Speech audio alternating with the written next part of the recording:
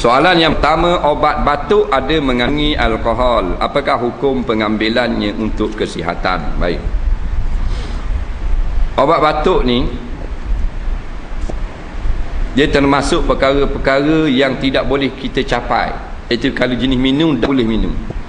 Malahkan dengan semua kita tahu. Itu kata ulama fiqh. Cari perkara untuk pergi berubat kira darurat.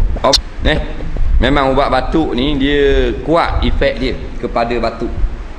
Bila batuk, biasanya perubatan moden menggunakan ubat batuk. Perubatan lama kok macam-macam lah.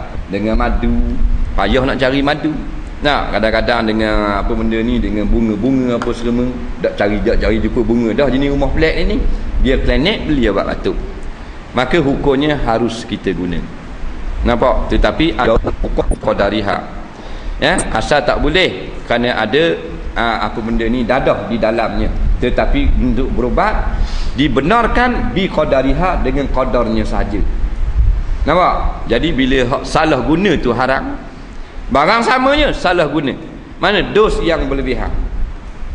Batuk dia kata minum 1 sudu. Kita pun minum 1 sudu. Maka syarak membenarkan kita ikut cakap doktor meminum 1 sudu. Faham? Ini pada adat tak canggah dengan hukum syarak. Sesudu lah. Lebih daripada had supaya kita dapat khayal dan sebagainya haram. Jadi ke haram walaupun jenis yang sama. Hak ni minum haram, hak ni minum halal. Kerana ini berubat. Hak ni bukan berubat.